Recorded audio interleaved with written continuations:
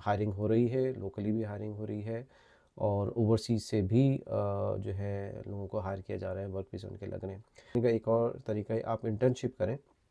Internship से क्या होता है कि आपको एक्सपीरियंस भी मिलता है और आपके रिलेशन भी अच्छे हो जाते हैं। तो न्यूजीलैंड में ज़्यादातर जो इंटर्नशिप है वो पेड होती है। तो ये जो है मिलियन डॉलर क्वेश्चन है और इसका कोई स्ट्रेट आंसर नहीं है। वर्क वीज़ा यहाँ पे एम्प्लॉयर देता है, जैसे मिडिल ईस्ट के अंदर होता है। तो ऐसा नहीं है, एम्प्लॉयर जो है वो आपको जॉब ऑफ़र देगा। तो ये एक छोटी सी टिप है जो कि बहुत सारे लोगों को नहीं पता, जो यहाँ नहीं रहते हैं या बाहर रहते हैं और यहाँ पे अप्लाई कर रहे हैं। हेलो गाइस, कैसे हैं आप लोग? उम्मीद है खैर खैरियत से होंगे। अच्छा, मुझे जो है वो बहुत क्वेरीज आती हैं जॉब के हवाले से और काफ़ी मैसेजेस आते हैं कि जॉब जो है वो कैसे हासिल की जा सकती है, जॉब कैसे अप्लाई करें। तो आज की वीडियो में जो है हम ये बात करेंगे कि न्यूजीलैंड में जो है वो किस तरह जॉब अप्लाई कर सकते हैं, कौन कौन सी इंडस्ट्रीज़ हैं जहाँ पे चांसेस जॉब के ज़्यादा हैं या जॉब्स ज़्यादा हैं, और इसके अलावा वेबसाइट्स कौन कौन सी हैं जहाँ पे आप अप्लाई कर सकते हैं। और अगर आप इंटरनेशनल स्टूडेंट्स हैं तो वर्क वीज़ा जो है, यानी कि स्टडी के बाद पोस्ट स्टडी वर्क वीज़ा, वो कैसे अप्लाई कर सकते हैं। तो अगर आप स्टूडेंट वीज़े पे हैं या आप जॉब सीकर्स हैं तो ये वीडियो आपके लिए है। आखिर तक वीडियो देखिएगा और उम्मीद है कि आपको वीडियो पसंद आएगी। तो वीडियो को स्टार्ट करते हैं। अच्छा, तो अब हम बात कर लेते हैं कि कौन कौन सी इंडस्ट्रीज़ हैं जहाँ पे जॉब्स ज़्यादा हैं, या आप अगर वहाँ पे अप्लाई करेंगे तो आपके जॉब मिलने के चांसेस ज़्यादा होंगे।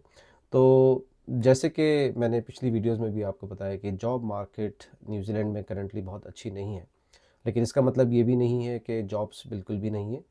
हायरिंग हो रही है, लोकली भी हायरिंग हो रही है और ओवरसीज़ से भी जो है लोगों को हायर किया जा रहा है, वर्क वीज़ा उनके लग रहे हैं। जैसे कि उसके अंदर हेल्थ केयर है, आईटी की है, नेटवर्क सिक्योरिटी की है, साइबर सिक्योरिटी है, इंजीनियरिंग है, कंस्ट्रक्शन है, एग्रीकल्चरल है और इसके अलावा एजुकेशन है, टीचिंग है। नर्सेस के अंदर पहले थी, लेकिन आजकल जो है वो जॉब क्राइसिस है कुछ गवर्नमेंट की पॉलिसीज़ की वजह से। तो मैं रेकमेंड नहीं करूँगा कि इस तरफ आजकल जो है वो आए, इसलिए कि थोड़ा सा टफ़ है। जो यहाँ के लोकली क्वालिफाइड नर्सेज़ हैं उनको ही काफ़ी जो है वो प्रॉब्लम हो रही है जॉब हासिल करने के लिए। अच्छा, इसके अलावा जो है वो बहुत सारे ग्रेजुएट प्रोग्राम्स होते हैं जो कि बहुत सारी कंपनीज़ ऑफ़र करती हैं, यानी बड़ी-बड़ी जो क्लाइंट्स हैं जैसे फोंटेरा है, न्यूजीलैंड स्टील है या जो पावर कंपनीज़ हैं। तो जैसे ही आप यहाँ से ग्रेजुएट पास करते हैं तो आप उन ग्रेजुएट प्रोग्राम्स में अप्लाई कर सकते हैं। तो लिंक मैं शेयर कर दूँगा डिस्क्रिप्शन में, तो आप वहाँ से भी डिटेल हासिल कर सकते हैं। इसके अलावा जॉब हासिल करने का एक और तरीका है, आप इंटर्नशिप करें। इंटर्नशिप से क्या होता है कि आपको एक्सपीरियंस भी मिलता है और आपके रिलेशन भी अच्छे हो जाते हैं। तो सम टाइम चांसेस ये होता है कि जिस कंपनी में आपने इंटर्नशिप की होती है, तो जब आप ग्रेजुएट कर लेते हैं तो आपको जो है वो जॉब ऑफ़र हो जाती है, या आपको एक नहीं बल्कि 2 या 3 दफ़ा इंटर्नशिप मिल जाती है। अच्छा, दूसरी बात ये मैं बता दूं कि न्यूजीलैंड में ज़्यादातर जो इंटर्नशिप है वो पेड होती है। पाकिस्तान, इंडिया में मुझे नहीं पता, लेकिन आई डोंट थिंक सो कि वहाँ पे हर जगह पेड होती है, बट यहाँ पे most of the time paid होती है। तो ये भी अच्छी बात है कि आप इंटर्नशिप से कमा भी रहे हैं, आपको पैसे भी मिलेंगे और आपको साथ साथ एक्सपीरियंस भी होगा। और दूसरा ये है कि अगर आपकी ऑक्यूपेशन ग्रीन लिस्ट के अंदर है तो उसमें भी आपके चांसेस ज़्यादा हैं, इसलिए कि ग्रीन लिस्ट उन्होंने बनाई ही इसलिए है कि फ़ास्ट जो है वो वीज़ा प्रोसेसिंग पाथवे है। तो उसमें आप अब जो जॉब अप्लाई करेंगे तो स्ट्रेट अवे जो है वो आप जो है वो रेजिडेंसी की तरफ जा सकते हैं। जॉब अप्लाई कैसे करें? अच्छा, ये जो है मिलियन डॉलर क्वेश्चन है और इसका कोई स्ट्रेट आंसर नहीं है, यानी कि कोई मैजिक नहीं है कि आप बस इधर अप्लाई करें और आपकी जॉब हो जाएगी। टिप्स एंड ट्रिक्स है और गाइडेंस है, और वही मैं भी आपको दे सकता हूँ और बाकी लोग भी वही आपको दे सकते हैं। तो सबसे पहले जो न्यूजीलैंड के अंदर सबसे फेमस वेबसाइट है जहाँ पे आप अप्लाई कर सकते हैं और सबसे ज़्यादा जॉब्स जो आती हैं वो है सीक। जी हाँ, seek.co.nz। इसके अलावा जो ट्रेडमी पे भी अप्लाई कर सकते हैं, पर ट्रेडमी पे प्रॉब्लम ये होता है कि आपके पास अकाउंट होना चाहिए, और अगर आप न्यूजीलैंड में नहीं रहते हैं तो आप ट्रेडमी वेबसाइट का अकाउंट भी नहीं बना सकते और उसको एक्सेस भी नहीं कर सकते, इसलिए कि वो आईपी रिस्ट्रिक्शन होती है। इसके अलावा आप लिंक्डइन पे भी जो है वो अप्लाई कर सकते हैं। लिंक्डइन के थ्रू बहुत सारी कंपनीज जो है वो जॉब ऑफ़र करती हैं। उसका फ़ायदा ये होता है कि अगर जो जो एम्प्लॉयर्स हैं वो जॉब कंसल्टेंट के थ्रू जाएंगे तो उनको अच्छे खासे पैसे देने पड़ते हैं, लेकिन अगर वो लिंक्डइन पे डालते हैं तो वो डायरेक्ट जो है वो हायर कर सकते हैं एम्प्लॉय को, और साथ साथ एम्प्लॉय की प्रोफाइल भी देख सकते हैं, उनके कनेक्शंस वगैरह।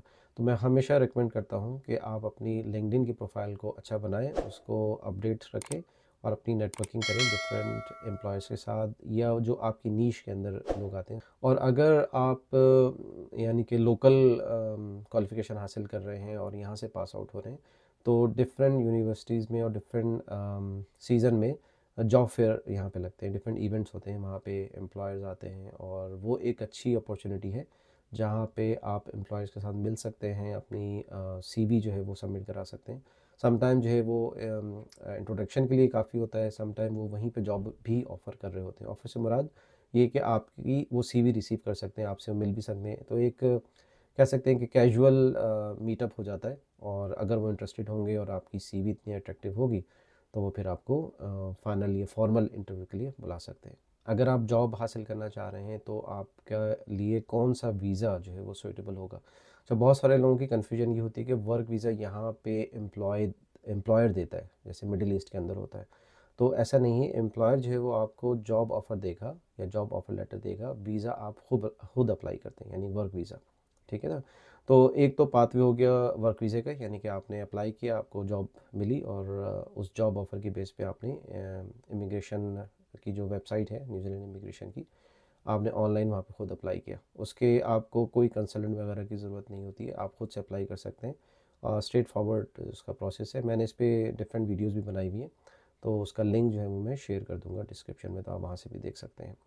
और इसके अलावा स्किल्ड माइग्रेशन है, यानी कि अगर आप रेजिडेंट्स हैं यहाँ पे तो उस पर आप जॉब कर सकते हैं, तो उस पर आपको वर्क वीज़े की ज़रूरत नहीं, you are eligible to work visa. और साथ साथ एप्लीकेशन की जो है, जाहिर सी बात है कि अगर अप्लाई कर रहे हैं तो सीवी और कवर लेटर आपको चाहिए होगा, जो कि यहाँ न्यूजीलैंड के हिसाब से होना चाहिए, इसलिए कि यहाँ हर कंट्री का एक अपना एक स्टैंडर्ड होता है और अपना एक फॉर्मेट होता है। तो अगर वो आपके पास है तो बहुत अच्छी बात है, अगर वो नहीं है तो उसके लिए भी मैंने एक सेपरेट वीडियो बनाई हुई है, या आप मुझसे कांटेक्ट कर सकते हैं, तो मैं उसमें भी आपको सेपरेटली गाइड कर सकता हूँ। अगर आप मालूम करना चाह रहे हैं कि वीज़ा कैसे अप्लाई करें, स्टूडेंट वीज़ा या वर्क वीज़ा, और उसमें क्या क्या इन्फॉर्मेशन या क्या क्या डॉक्यूमेंट चाहिए होंगे, तो वो मेरी बाकी वीडियोज़ आप चैनल पे जाके देख सकते हैं। और या मैं फ्यूचर में अभी कुछ हफ्तों में सोच रहा हूँ कि उसको और डिटेल वीडियो भी बनाऊँ। एक टिप मैं साथ में देना चाहूँगा, अगर आप जो है वो जॉब अप्लाई कर रहे हैं न्यूजीलैंड के अंदर, जो है वो ठीक है आपकी क्वालिफ़िकेशन एक्सपीरियंस काउंट की जाती है, लेकिन आपकी जो इंटरपर्सनल स्किल्स हैं वो बहुत मैटर करती हैं। स्पेशली जब आप इंटरव्यू दे रहे होंगे तो उसके अंदर ये सवाल या ये चीज़ ज़रूर चेक करते हैं। फॉर एग्ज़ाम्पल आपकी कम्युनिकेशन, आपकी problem solving skills, team work, आपकी एटीट्यूड, आपका कॉन्फिडेंस। तो बहुत सारे लोग जो हैं वो टेक्निकल जो है इंटरव्यू तो पास कर कर जाते हैं, यानी कि जो भी उनकी रिक्वायरमेंट है जॉब डिस्क्रिप्शन के हवाले से, लेकिन वो इतने प्रेजेंटेबल नहीं होते हैं, या उनकी जो एटीट्यूड है वो टू डू एटीट्यूड नहीं है। यहाँ पे बुरा नहीं मानते कि अगर कोई आपको चीज़ नहीं आती है तो आप स्ट्रेट अवे नो कह दें, ठीक है ना। ज़रूरी नहीं है कि आप उसके लिए, अगर आपको नहीं पता तो आप कुछ ना कुछ उल्टा पुल्टा आंसर दें, कह दें स्ट्रेट अवे मुझे नहीं पता। बट आप ये कह सकते हैं हाँ मैं सीख लूँगा, मतलब लर्निंग एटीट्यूड आपका होना चाहिए, तो इसको बहुत अप्रिशिएट करते हैं। तो ये एक छोटी सी टिप है जो कि बहुत सारे लोगों को नहीं पता, जो यहाँ नहीं रहते हैं या बाहर रहते हैं और यहाँ पे अप्लाई कर रहे हैं।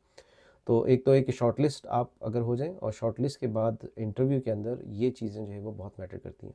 तो पहली बात है कि सीवी के अंदर आपकी इंटरपर्सनल स्किल्स लिखी हुई होनी चाहिए, हॉबीज़ लिखी होनी चाहिए, वो बहुत पसंद करते हैं। हॉबीज़ कोई भी हो सकती हैं आपकी, स्पोर्ट्स हो सकता है, रीडिंग बुक्स हो सकती हैं, या एनी अदर एक्टिविटी। तो वर्क लाइफ बैलेंस का जो है यहाँ पे कॉन्सेप्ट है, तो उसको पसंद भी करते हैं, और वो एक पॉजिटिव आपका सीवी के अंदर पॉइंट होगा। और आखिर में एक बात जो मैं कहना भूल गया, मैंने चैनल पे जो है वो मेंबरशिप स्टार्ट की है।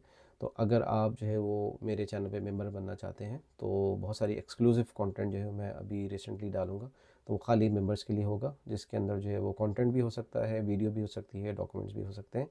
तो अगर आप वो एक्सक्लूसिव कंटेंट एक्सेस करना चाह रहे हैं तो मेरे चैनल को ज्वाइन करिए और सपोर्ट करिए। अच्छा, आखिर में मैं इसको कंक्लूड कर लेता हूँ कि जॉब हासिल करना या जॉब हंटिंग जो है ये एक स्किल है, ठीक है। ये स्किल आपके अंदर अगर बिल्ट इन है तो बहुत अच्छी बात है, अगर नहीं है तो आप इसको सीखें।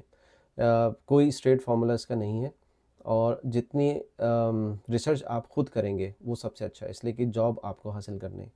तो आपकी बिहाफ़ पे कोई भी एजेंट जो है वो जॉब उस तरह नहीं फाइंड कर सकता जिस तरह आप कर सकते हैं, इसलिए कि आपकी क्वालिफ़िकेशन है, आपका एक्सपीरियंस है, तो आपको पता है कि कौन-सा जो एम्प्लॉयर है वो आपके लिए बेस्ट है और आपको किस तरह जो है वो अप्लाई करना है। सीवी अच्छी आपकी होनी चाहिए फॉर्मेट के हिसाब से, कवर लेटर आपका अच्छा होना चाहिए, आपकी इंग्लिश अच्छी होनी चाहिए। बहुत सारे लोगों की इंग्लिश इतनी ख़राब होती है, यानी कि उसमें मिस्टेक्स होती हैं इंग्लिश के अंदर। तो एटलीस्ट इतनी तो हो कि एक्सेप्टेबल हो, यानी कि अगर आप इंग्लिश स्पीकिंग कंट्री में जॉब करने जा रहे हैं तो वर्क वीज़े पे जो है वो ज़ाहिर सी बात है कि आइल्स की आपकी ज़रूरत होगी। तो इतना तो हो कि आपको जो है वो आइल्स आप पास कर सकें। जो आपका सीवी और कवर लेटर होता है वो आपका रिप्रेजेंटेटिव होता है, ठीक है? तो वो ही आपका डॉक्यूमेंट जो हो के आपको आगे लेके जाएगा। तो अगर यही डॉक्यूमेंट जो है वो इतना अच्छा नहीं है तो शॉर्टलिस्ट आप नहीं होंगे और फिर इंटरव्यू की तो बात छोड़ ही दें। तो इस पे ध्यान दें, और अगर कोई क्वेश्चन है जॉब हंटिंग के हवाले से तो आप कमेंट सेक्शन में लिख सकते हैं, तो मैं इंशाल्लाह जो है वो उसका आपको जवाब दूंगा जैसे ही मुझे टाइम मिलता है। तो चलें, अगर वीडियो अच्छी लगी हो तो लाइक करिए, शेयर करिएगा, और सब्सक्राइब नहीं किया तो उसको बिल्कुल नहीं भूलिएगा। तो मुलाकात होती है नेक्स्ट वीडियो में। Take care, bye bye.